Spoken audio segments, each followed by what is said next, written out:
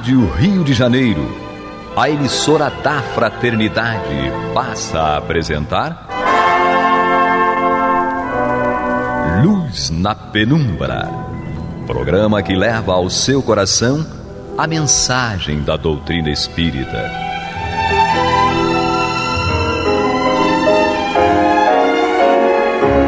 E com vocês, João Nogueira, para estudos de obras póstumas de Allan Kardec. Bem, meus queridos amigos e irmãos, aqui estamos nós mais uma vez com muita alegria para o estudo de obras póstumas, como o Renaud falou, dentro do programa Luz na Penumbra. Todas as quartas-feiras, às 21 horas, esse estudo do livro Obras Póstumas, com reprises às quintas-feiras, logo depois da meia-noite, 3 horas da manhã, e às 6 horas da manhã das quintas-feiras são as reprises.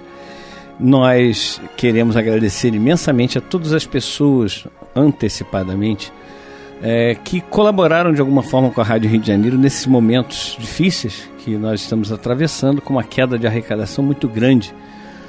O choro do diretor financeiro tem que acontecer. Heber está aqui nas carrapetas, como dizia-se antigamente, e a gente está todo mundo aqui buscando conseguir superar essa fase, com a arrecadação caindo e a gente precisando de recursos para honrar os compromissos com o nosso pessoal, os compromissos de conta de energia, conta disso, são várias, as despesas são grandes, para que a Rádio Rio de Janeiro tenha um mínimo de possibilidades de colocar a programação no ar. Então, agradecer imensamente. E quem ainda não ajuda, se puder entrar em contato via telefone ou mesmo WhatsApp, é o mesmo número para telefone e WhatsApp. É o 21 3386 1422, ou seja, 1422 é o telefone e o WhatsApp do Clube da Fraternidade. Ali vocês vão ter todas as informações necessárias, saber como podem fazer para ajudar a Rádio Rio de Janeiro a continuar com esse trabalho de divulgação da doutrina espírita, divulgação do Evangelho de Jesus a tantas e tantas pessoas que necessitam, tantas pessoas que necessitam muito ainda nesse momento em que nós estamos passando. Bom, vamos dar continuidade então com o estudo de obras póstumas de Allan Kardec, aqui no capítulo A Minha Primeira Iniciação no Espiritismo, e trazendo agora o Auto de Fé de Barcelona, Auto de Fé em Barcelona, que foi no dia 9 de outubro de 1861, onde Kardec nos traz então o que ocorreu e nos fala inclusive do que provocaria na Espanha e muitos outros lugares, que ao contrário do que acreditavam aqueles que queimaram os livros, vários livros foram queimados. Eles foram 300 volumes que Kardec diz aqui.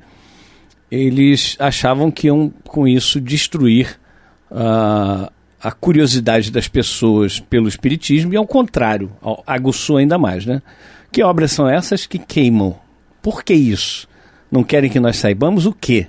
Então vamos ao texto. Esta data ficará assinalada nos anais do Espiritismo por motivo do auto de fé praticado com os livros espíritas em Barcelona. Eis aqui um extrato da ata da execução. Neste dia 9 de outubro de 1861, às 10h30 da manhã, na esplanada da cidade de Barcelona, no local onde são executados os criminosos condenados ao derradeiro suplício e por ordem do bispo desta cidade, foram queimados 300 volumes e brochuras sobre o espiritismo, a saber, o Livro dos Espíritos, por Allan Kardec, etc.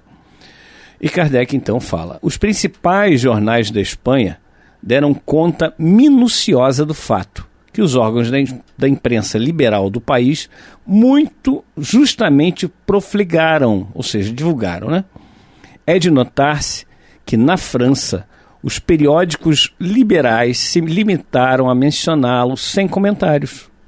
O próprio Século, tão ardoroso em estigmatizar os abusos do poder e os menores atos de intolerância do clero, não achou uma palavra de reprovação para esse ato digno da Idade Média. Alguns jornais da pequena imprensa acharam mesmo no caso motivo de risota, de chacota, riso, pondo de parte o que diz respeito à crença. Havia ali uma questão de princípio, de direito internacional, que interessava a todo mundo, sobre a qual não teriam tão levianamente guardado silêncio, se tratasse de certas outras obras. Eles não se furtam de censuras, quando está em causa a simples exigência de uma estampilha para a venda de um livro materialista. Ora, o restaurar a Inquisição, as suas fogueiras, com a solenidade de outrora às portas da França, apresentava bem maior gravidade. Por que então semelhante indiferença? É que estava em jogo uma doutrina a cujos progressos a incredulidade assiste com pavor. Reivindicar justiça para ela fora consagrar-lhe o direito à proteção da autoridade e aumentar-lhe o crédito. Seja como for, o auto de fé em Barcelona não deixou de produzir o esperado efeito pela repercussão que teve na Espanha, onde contribuiu fortemente para propagar as ideias espíritas. Veja-se a Revista Espírita de novembro de 1861, página 321. O acontecimento, continua Kardec, abriu ensejo a muitas comunicações da parte dos espíritos. A que se segue foi dada espontaneamente na Sociedade de Paris, a 19 de outubro, quando regressei de Bordeaux. Fazia-se mister alguma coisa que chocasse com violência certos espíritos encarnados para que se decidissem a ocupar-se com essa grande doutrina que há de regenerar o mundo. Nada para isto se faz inutilmente na terra, e nós, que inspiramos o auto de fé em Barcelona, bem sabíamos que, procedendo assim, forçávamos um grande passo para a frente. Esse fato brutal, inaudito nos tempos atuais, se consumou, tendo por fim chamar a atenção dos jornalistas que se mantinham indiferentes diante da agitação profunda que abalava as cidades e os centros espíritas. Eles deixavam que falassem e fizessem o que bem entendessem, mas obstinavam-se em passar por surdos e respondiam com mutismo ao desejo de propaganda dos adeptos do espiritismo. De bom ou mau grado, hoje falam dele, uns comprovando o histórico do fato de Barcelona, outros desmentindo-o, ensejaram uma polêmica que dará volta ao mundo de grande proveito para o espiritismo. Essa a razão porque a retaguarda da Inquisição fez hoje o seu último auto de fé. É que assim o quisemos. Um espírito. E tem uma nota aqui de Kardec dizendo: de Barcelona enviaram-me uma aquarela feita in loco por um artista distinto, representando a cena do auto de fé. Mandei fazer do quadro uma redução fotográfica. Possuo também um pouco de cinza apanhada na fogueira, onde se encontram fragmentos ainda legíveis de folhas queimadas. Conservei-os numa urna de cristal. Com relação ao espírito que assina, diz Kardec, segundo a Revista Espírita, novembro de 1861, página 325, a mensagem seria de Saint-Dominique, ou São Domingos, nota da editora FEB, a 14ª edição, em 1975. E a respeito dessa nota de Kardec, a FEB nos traz aqui, a Livraria Espírita ainda os conserva, ou seja, aqueles fragmentos são conservados na Livraria Espírita, nota da editora da FEB, a 13ª edição. Zeus van Tuyl, no artigo Centenário de Auto de Fé, em Reformador de 1961, informa que a urna foi destruída pelos nazistas na Segunda Grande Guerra. Bom, também não é importante a questão de manter esses fragmentos, né, das obras que foram queimadas. O importante é o que se registrou após o Auto de Fé de Barcelona, ou em Barcelona, em que a curiosidade das pessoas, como disse logo no início, fez com que elas procurassem as obras de Kardec, e aí o movimento foi intenso e a propagação da doutrina, tanto na Espanha como em outros países, foi muito grande. Assim é quando qualquer tipo de violência ocorre contra alguém, ou contra uma filosofia, ou contra uma religião. As pessoas ficam curiosas, por que é que estão querendo destruir isso ou aquilo? Jesus disse o seguinte: a verdade, ela é preservada pela própria verdade. A mentira cai por terra. Kardec também comenta essa questão. Se algo for verdade, esse algo sobreviverá a tudo e a todos. Se algo for mentira, esse algo deixará de existir, independente da vontade do homem. Meus queridos amigos e irmãos, quero lembrar que nós estamos no programa Luz na Penumbra, estudando o livro Obras Póstumas de Allan Kardec, no capítulo A Minha Primeira Iniciação no Espiritismo. E nós lemos aqui o Auto de Fé em Barcelona, que Kardec nos explica que foi exatamente algo muito importante que aconteceu para a divulgação do Espiritismo. Como eu estava dizendo agora, toda vez que nós vemos alguém querer censurar algo, esse motivo da censura, a gente fica com uma dúvida. Qual é o motivo da censura? Por que não querem que nós saibamos a respeito disto ou aquilo? Eu lembro de Paulo de Tarso falando: tudo me é lícito, mas nem tudo me convém. Mas ao mesmo tempo ele fala: lê de tudo e retende o que é bom. Ou seja, nós não precisamos ter censuras.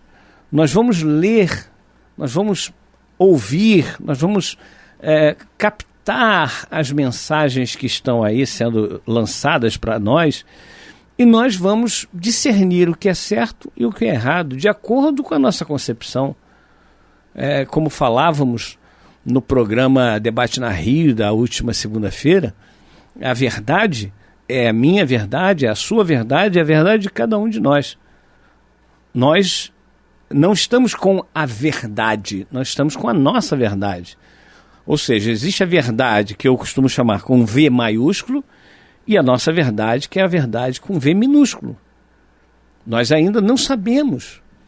E muitas vezes nós nos arrojamos como juízes. Vamos dizer o que é bom ou o que é ruim para os outros. Vamos dizer o que é certo ou errado para os outros. Nós vamos dar a nossa opinião e cada um vai, de acordo com a sua capacidade de construção íntima, né? Com a sua bagagem íntima, com o seu intelecto, com o seu raciocínio, cada um vai dar a sua interpretação, vai aceitar isso ou aquilo.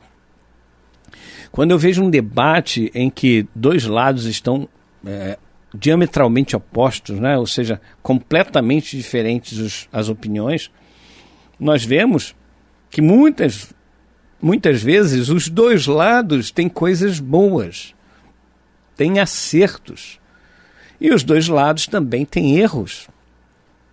Eu lembro que a filosofia nos diz, né, que a primeira coisa que surge é a tese. A tese surge, um pensamento, uma ideia surge.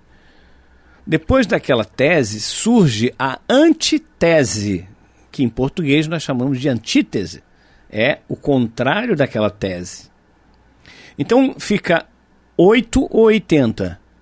E de repente alguém começa a juntar o que é bom na tese com o que é bom na antítese e descarta o que é ruim nas duas. E surge, então, a síntese. Quando é que nós chegaremos a essa síntese? Não sei. Um dia chegaremos. um dia teremos a compreensão total de tudo isso que ocorre no mundo, seja no mundo físico ou seja no mundo extrafísico, o mundo moral. Então nós vamos crescendo, nós vamos melhorando, nós vamos aprendendo e nós vamos chegar realmente a compreendermos, a sabermos da verdade. E aí nesse momento, quando nós descobrirmos o que é a verdade e quando nós vivenciarmos essa verdade, nós não faremos mais aos outros as críticas que nós fazemos, porque nós já teremos passado por ali. É por isso que Jesus não nos critica quando nós defendemos um ponto de vista.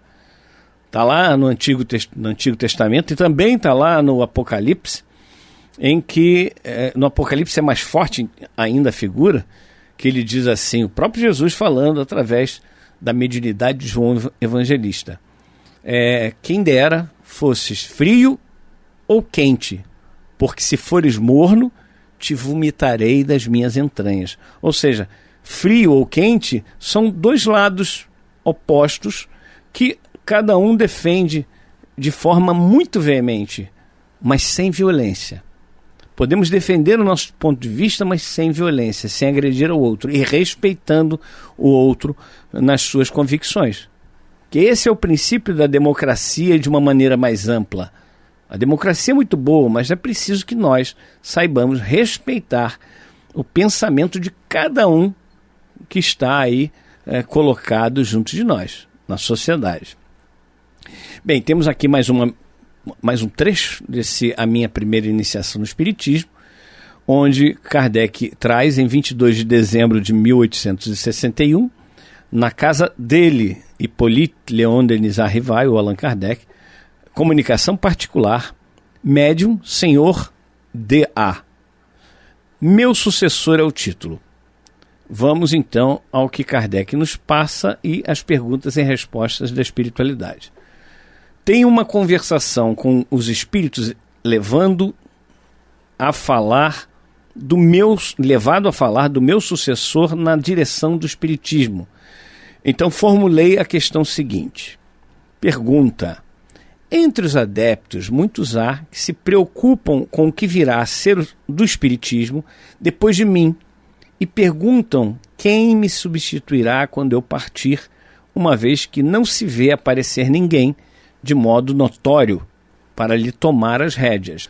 Respondo que não nutro a pretensão de ser indispensável, que Deus é extremamente sábio para não fazer que uma doutrina destinada a regenerar o mundo assente sobre a vida de um homem, que ao demais sempre me avisaram que a minha tarefa é de constituir a doutrina e que para isso tempo necessário me será concedido.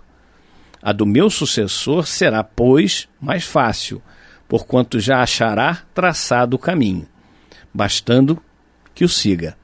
Entretanto, se os espíritos julgassem oportuno dizer-me a respeito alguma coisa de mais positivo, eu muito grato lhes ficaria. Então Kardec está aqui dizendo que, olha, não nutre essa ideia de ser exatamente insubstituível, mas que ele sabe que a tarefa ou a grande missão, na verdade, de Allan Kardec seria de trazer as bases da doutrina espírita para o mundo e que o seu sucessor seria aquele, ou seriam aqueles que divulgariam essa doutrina para todo o planeta.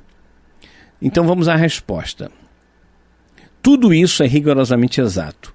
Eis o que se nos permite dizer-te a mais. Tens razão em afirmar que não és indispensável, só o és ao ver dos homens, porque era necessário que o trabalho de organização se concentrasse nas mãos de um só, para que houvesse unidade. Não o és, porém, aos olhos de Deus. Foste escolhido, e por isso é que te vês só, mas não és, como aliás, bem o sabes, a única entidade capaz de desempenhar essa missão. Se o seu desempenho se interrompesse por uma causa qualquer, não faltariam a Deus outros que te substituíssem. Assim, aconteça o que acontecer, o Espiritismo não periclitará. Enquanto o trabalho de elaboração não estiver concluído, é, pois, necessário sejas o único em evidência. Fazia-se mister uma bandeira em torno da qual pudessem as gentes agrupar-se. Era preciso que te considerassem indispensável para que a obra que te sair das mãos tenha mais autoridade no presente e no futuro. Era preciso mesmo que temessem pelas consequências da tua partida. Se aquele que te há de substituir fosse designado de antemão, a obra, ainda não acabada, poderia sofrer entraves. Formar-se-iam contra ti oposições suscitadas pelo ciúme, discuti-lo-iam antes que ele desse provas de si. Os inimigos da doutrina procurariam barrar-lhe o caminho, resultando daí cismas e separações. Ele, portanto, se revelará quando chegar o momento. Sua tarefa será assim facilitada, porque, como dizes, o caminho estará todo traçado. Se ele daí se afastasse, perder-se-ia a si próprio, como já se perderam os que hão querido atravessar-se na estrada. A referida tarefa, porém, será mais penosa noutro sentido, visto que ele terá de sustentar lutas mais rudes. A ti te incumbe o encargo da concepção, a ele o da execução, pelo que terá de ser homem de energia e de ação. Admira aqui a sabedoria de Deus na escolha de seus mandatários. Tu possuis as qualidades que eram necessárias ao trabalho que tens de realizar, porém, não possuis as que serão necessárias ao teu sucessor. Tu precisas da calma, da tranquilidade do escritor que amadurece as ideias no silêncio da meditação. Ele precisará da força do capitão que comanda um navio segundo as regras da ciência. Exonerado do trabalho de criação da obra, sob cujo peso teu corpo sucumbirá, ele terá mais liberdade para aplicar todas as suas faculdades ao desenvolvimento e à consolidação do edifício. E aí nós temos mais perguntas e respostas. Uma pergunta de Kardec que diz: poderás dizer-me se a escolha do meu sucessor já está feita? Resposta: está, sem o estar, dado que o homem, dispondo do livre-arbítrio, pode, no último momento, recuar diante da tarefa que ele próprio elegeu. É também indispensável que dê provas de si, de capacidade, de devotamento, de desinteresse e de abnegação. Se deixasse levar apenas pela ambição e pelo desejo de primar, seria certamente posto de lado. Pergunta: frequentemente se há dito que muitos espíritos encarnariam para ajudar o movimento. Resposta: sem dúvida, muitos espíritos terão essa missão, mas cada um na sua especialidade, para agir pela sua posição sobre tal ou tal parte na sociedade. Todos se revelarão por suas obras e nenhum por qualquer pretensão à supremacia. E nós estamos chegando ao final. Nós vamos só lembrar que isso acontece, tudo isso que foi dito aqui acontece até hoje no seio do movimento espírita. Vamos todos ficar presos, num bom sentido, à base, à codificação de Kardec. Não desligue seu rádio, não saia daí, pois vem aí a sequência com o estudo do Evangelho segundo o Espiritismo, com Marta Batista e o Antônio de Pádua. Até lá, se Deus quiser. Você está ouvindo pela Rádio Rio de Janeiro o programa Luz na Penumbra.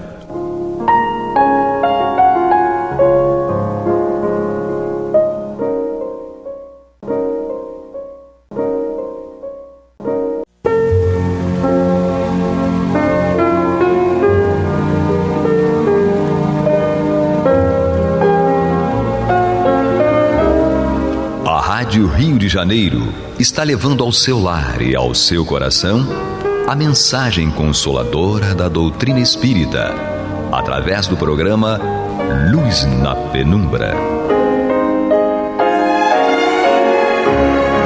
E agora com vocês, Marta Batista e Antônio de Pádua Barbosa.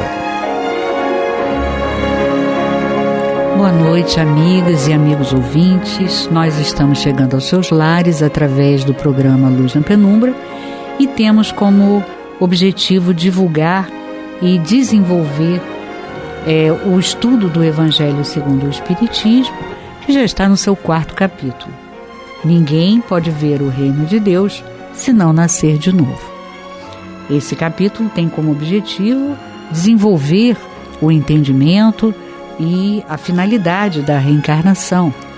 E para realizar essa tarefa, na noite de hoje, nós temos aqui, como todas as semanas, o nosso estimado Antônio de Pádua Barbosa, que vai desenvolver os itens 4 e subsequentes que tratam da ressurreição e reencarnação. É o tema, do qual ele vai falar, explicar as diferenças, falar sobre quem utilizava um e outro entendimento. Olá, Antônio. Oi, Marta. Tudo bem? Tudo bom, vamos nessa aqui. Aliás, ressurreição e reencarnação, às vezes realmente é um tema que suscita algumas dúvidas entre nós que estudamos, os ouvintes, os estudiosos, às vezes volta e meia questionam o que é ressurreição, o que é reencarnação. Então acredito que por isso Kardec já foi aqui tentando esclarecer, para que, como ele fazia sempre, estabelecer o significado daquela palavra para daí para frente a gente entender. Alma, que significa isso para nós. Quando falamos alma, quer dizer isto. Alma tem várias acepções. Vamos escolher uma, escolhemos esta. Então, ressurreição, reencarnação. Tá, vamos explicar o que é uma coisa, o que é outra, para daí para frente. Quando se citar reencarnação, a gente sabe o que é. Se citar ressurreição, também sabemos o que é. Apesar de que outras pessoas podem ter outras interpretações. Mas a interpretação trazida por Allan Kardec, que é a que nós vamos usar, é a que está aqui no livro. Então, diz ele, a reencarnação fazia parte dos dogmas dos judeus sob o nome de ressurreição. Somente os saduceus, que eram, vamos dizer assim, uma seita dos judeus, que pensavam que tudo acabava com a morte, não acreditavam nisso. Ou seja, os saduceus não acreditavam que em vida pós-morte. Eles achavam que morreu, acabou tudo. Como se fossem materialistas, Eles acreditavam assim. Então, para eles não tinha problema de reencarnação, ressurreição. Achavam que acabava tudo quando morria. Então, vida que segue. As ideias dos judeus sobre este ponto, como sobre muitos outros, não eram claramente definidas, porque só tinham noções vagas e incompletas acerca da alma e da sua ligação com o corpo. Claro, os judeus que acreditavam em espírito, que um espírito habitava um corpo de carne, eles não tinham uma noção real de como era essa ligação do espírito com o corpo, como é que isso se fazia. Nós hoje ainda não temos certeza, nós estamos ainda imiscuindo, escarafunchando para descobrir. Cada dia descobrimos uma coisinha. Mas não sabemos 100% como é que é feito esse acoplamento, digamos assim, do espírito com o corpo. Não sabemos. Mas sabemos muito mais que os judeus daquela época. Mas não sabemos tudo ainda, Então vamos dar um desconto. Eles não sabiam, faziam confusão, que não tinham obrigação, eles não eram estudiosos profundos desses temas. Eles tentavam estudar, vamos dizer assim, a Torá e os profetas, interpretavam aquilo, uns muito ao pé da letra, outros com as coisas do dia a dia, da lei e da tradição, mas não iam a fundo nisso, porque realmente é um tema complexo. Até hoje é complexo. Como é que a gente ia querer que os judeus naquela época tivessem uma noção exata do que é um espírito, o que é um corpo, o que é a alma? Eles não tinham essa noção. Então faziam confusão. Então, acreditavam que um homem que vivera podia reviver, sem saberem precisamente de que maneira esse fato poderia dar-se. Às vezes tinham uma noção realmente, o corpo, a pessoa falece, o corpo fica aqui, nós vamos sepultá-lo. Mas e o espírito que a gente sabe que existe?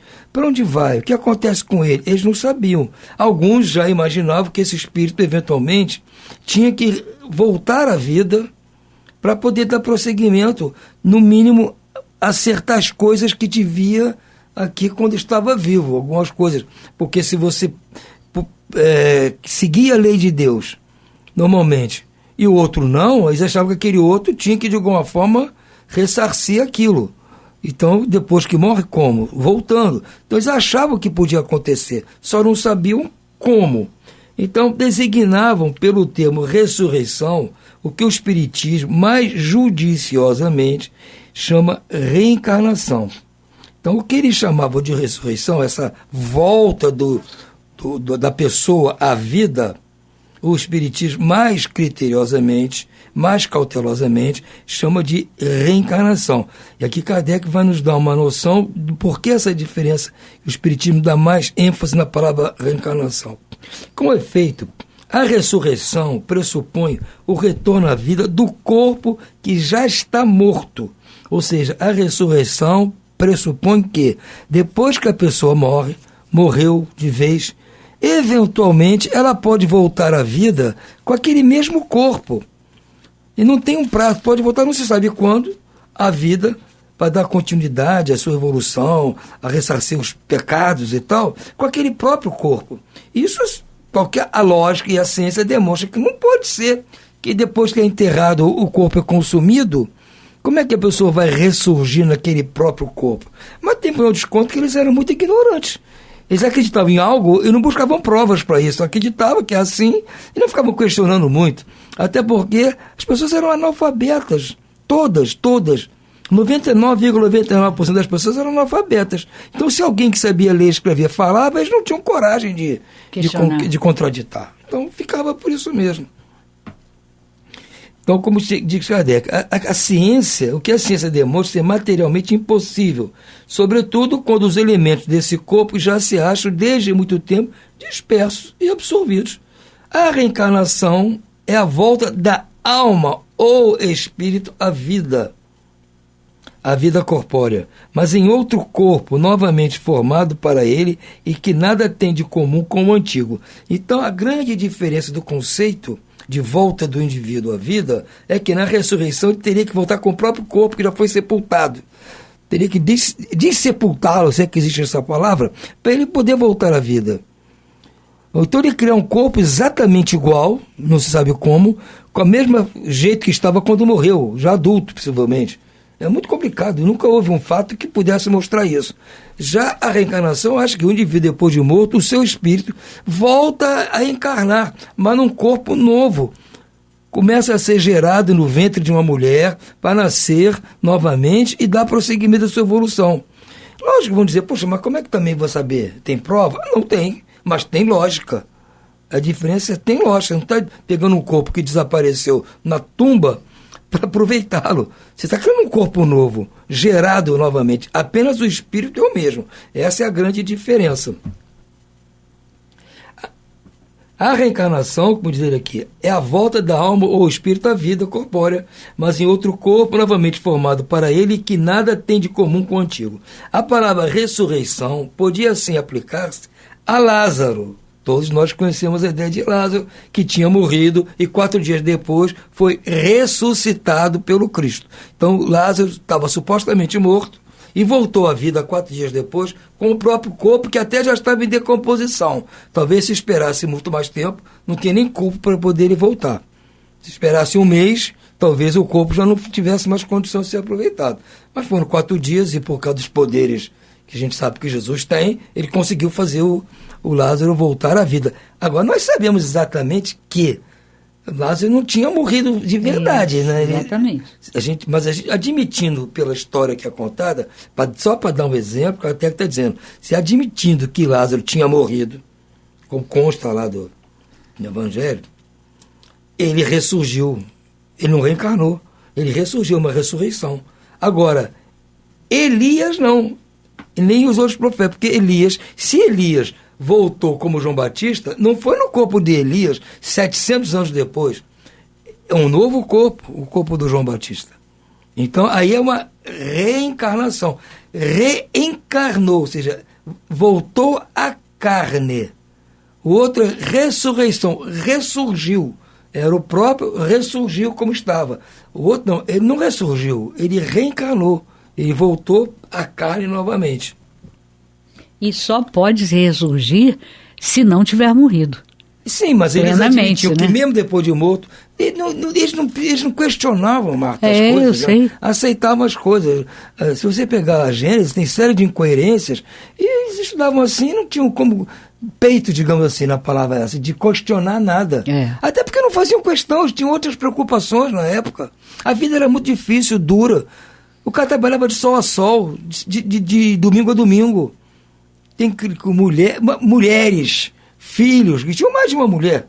Entendeu? Então, cuidar daquilo tudo, tinha preocupação se reencarnou, se não reencarnou. O cara estava ocupado com a vida dele. Então, eventualmente, depois que Moisés veio, começou a criar realmente a religião judaica, eles passaram a frequentar templo, sinagoga, a conservar o sábado para isso, para a sinagoga estudar. Pode ser, mas ouviam o que o pregador falava, não entendiam nada, e vida que segue. Voltar para o seu cantinho. Era só o ritual. É o ritual, tem que seguir, vamos seguir, faz o jejum e tal. É como muita gente faz hoje também, uma boa, faz parte, tudo bem, nada contra. É vida que segue. Nós não podemos exigir deles uma coerência como nós temos hoje. Nós já temos dificuldade, imagina como eles eram assim.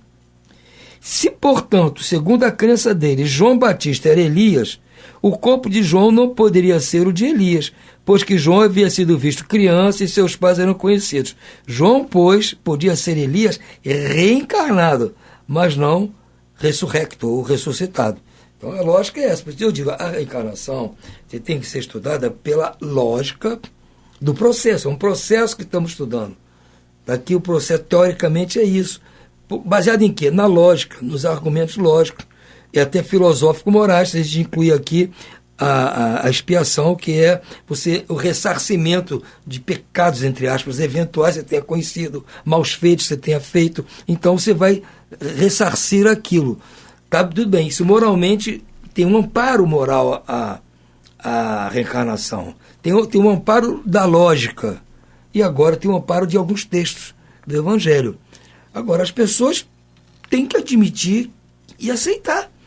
Se tiver alguma coisa que elas não entendam ou que elas não concordem, é lógico, é válido, tem que se trazer ao debate para se esclarecer. Ninguém aqui está impondo, vocês têm que acreditar na reencarnação porque é assim e acabou. Não. Nós temos que aceitar entendendo. E se tivermos algo que não entendamos ou que não concordemos, vamos voltar ao debate. Olha, eu não entendi este ponto, não concordo com isso. Tudo bem. A gente tem que aceitar por convencimento, não por imposição. Eu tenho que me convencer de que aquele processo está correto. Não porque alguém vai me impor. Não é assim que funciona. A pessoa não é obrigada a entender. Agora, facilita muito para nós entender o amor de Deus, a justiça de Deus, a misericórdia de Deus, tudo aquilo que a gente imagina que Deus é, conosco principalmente, como seus filhos, o tratamento que Ele dá a nós como filhos, se nós aceitarmos esse processo. Porque fica mais lógico para nós entendermos as dificuldades pelas quais passamos e vemos outras pessoas queridas passarem, achamos que é injustiça, isso e aquilo, mas quando começamos a entender a coisa por esse ângulo, começamos a ver que não é bem assim. É duro ver na cara que a gente que é o responsável por isso. É duro, Marta. Se você dizer, olha, o responsável pelas coisas que estão acontecendo é você. Você vai ter um choque, mas como? Eu? Moça, mas eu não fiz nada. Peraí, você não fez agora. Mas a lógica, a justiça, para que seja justo o jogo, para que nós possamos continuar jogando nas mesmas condições, todos com o mesmo número de fichas na mesa, todos com as mesmas oportunidades, você tem que aceitar que você não está passando por isso à toa. Isso é uma expiação, ou seja, é um momento que você está tendo de ressarcir, de se recompor, aquilo que você fez contra a lei de Deus, não fez contra o seu semelhante somente. Você não fez nada contra alguém, nem contra si próprio, você fez contra a lei de Deus. Toda vez que você age contra a lei de Deus, você tem que sofrer o reflexo disso. E o reflexo, às vezes, é doloroso, porque conforme for aquilo que a gente fez contra a lei vai responder no mesmo tom, no mesmo nível. É aquela lei de Talião, que vem desde a época dos Sumérios, lá do Hammurabi. Desde o tempo do Hammurabi, que tem a lei de Talião. que é justa. É um olho por um olho, um dente por um dente. Você não pode querer causar o dano de um olho e pagar 2. Não pode. Então, é justo. É muito duro. É duro, mas é a verdade. E se nós não aceitarmos a verdade, vamos ter dificuldade de nos endireitarmos. Nós vamos nos endireitar para sofrer menos se nós aceitarmos a verdade na lata. Gente, boa, você que é o responsável. Trata de não fazer mais, como Jesus disse àquela mulher pecadora. Vá e não peques mais. Para que te aconteça coisa pior. Está perdoado, beleza, resolvido, está resolvido. Agora não faça de novo.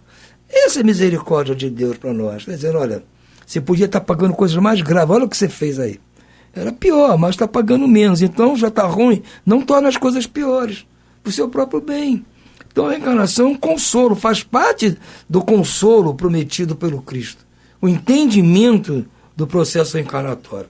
A reencarnação não é o consolo é você entender o que é a reencarnação. Sim. Você entendendo o que ela é, você se consola dos seus sofrimentos.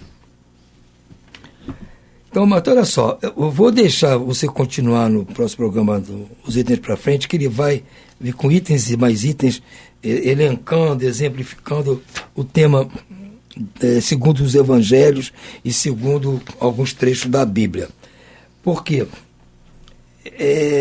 Para mim, quer dizer, eu estou falando por mim, quer dizer, eu não preciso, Antônio, para me convencer da reencarnação, ter de cor ou estudar ou saber todos esses trechos da Bíblia, porque eu estou convencido da reencarnação desde que eu era criança. Eu não tinha lido tudo isso, né, naquela época. Hoje eu tenho acesso, posso ler. Quando era criança eu não lia isso, mas já sabia, convencido pela lógica. Então eu gostaria que as pessoas realmente entendessem esse processo reencarnatório como lógico, como divino, como misericordioso, como consolador, porque qual é a finalidade do livro aqui? É nos ensinar o Evangelho. O que é o Evangelho? O Evangelho é consolação. O Cristo veio para nos consolar, para ficar do nosso lado, chorar junto, nos ajudar. E a maneira de nós usufruirmos esse amor do Cristo, essa consolação do Cristo, é entender o que está acontecendo conosco. O que está acontecendo comigo? Por que eu estou passando por isso? Por que as coisas estão ruins? Por que eu preciso do consolo do Cristo?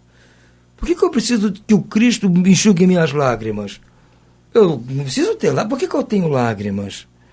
Então, o objetivo do Evangelho segundo o Espiritismo é nos trazer esse esclarecimento para nos dar um conforto, ser solidário conosco. Por isso que eu digo, é importante se aceitar a ressurreição, a reencarnação, para o nosso próprio benefício das nossas dores do dia a dia.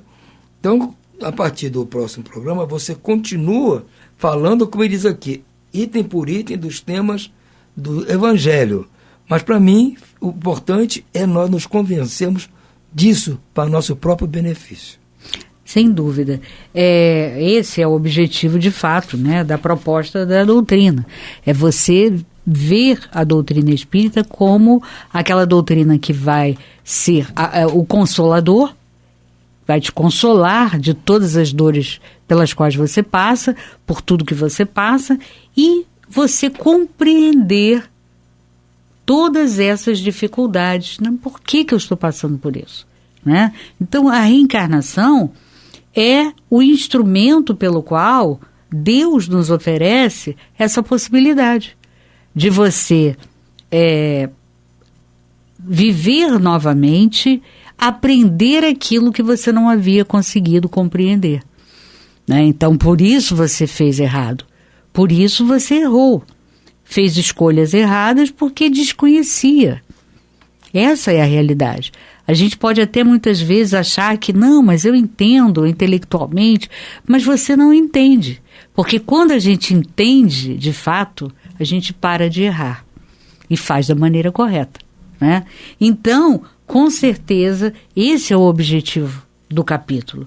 Né? É explicar a reencarnação como um instrumento misericordioso do qual Deus se utiliza para que nós possamos compreender de forma caridosa, né, em que estamos errando, como estamos errando e o que podemos fazer para que isso não aconteça? Né? E aos poucos, pelas múltiplas experiências, das múltiplas existências, nós vamos aprendendo cada vez mais e não errando naquilo que erramos lá atrás. Por quê? Porque você passa a viver e a experiência te dá uma capacitação que você descobre, peraí, eu caminhei por aqui e não foi bom. Algo, claro que você de uma encarnação para outra, você não lembra os detalhes, mas você tem intuições e você tem aquela ideia, assim, não, peraí, eu não vou por aqui, eu não vou escolher isso aqui, porque, não sei, algo me diz que esse não é o caminho ideal. E é justamente isso, é a experiência que você teve em vidas pregressas que vai te dar esse suporte, que vai te dar uma amplitude de conhecimentos, e essa amplitude de conhecimentos vai te favorecer em você reconhecer o que é bom, o que é mal, o que é correto, o que não é correto, o que vai te levar para um bom caminho e aquilo que você intui que não vai te levar para um bom caminho. Então, reconhecer na doutrina, ou seja, na reencarnação, uma oportunidade caridosa de você progredir. Com certeza você progride através desta oportunidade. Agora, é como o Antônio falou, você tem que acreditar nisso? Não, nós espíritas acreditamos. E quem não é espírita pode ou não simpatizar, né? Mas não é obrigado a acreditar.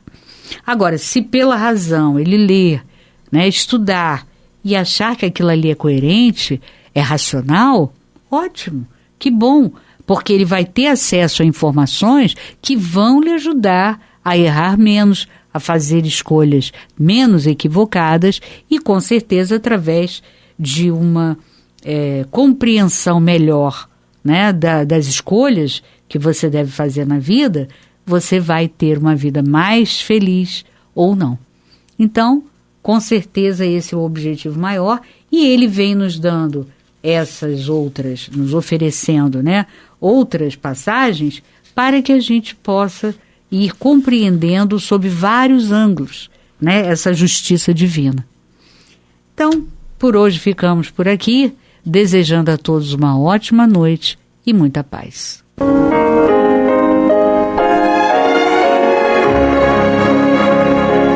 E vamos ouvir agora a prece de encerramento de nosso programa, na voz de Geraldo de Aquino. Jesus, dá-nos coragem para a luta, piedade para os insultos e misericórdia para as injustiças e ingratidões. Limpa nossa alma de inveja e ambições mesquinhas, de ódio e de vingança o nosso caminho.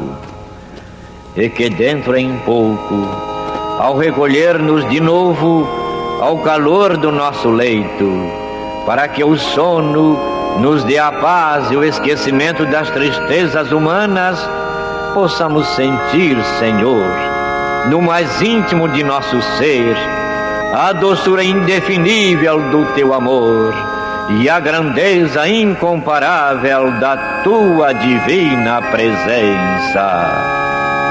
Que assim seja.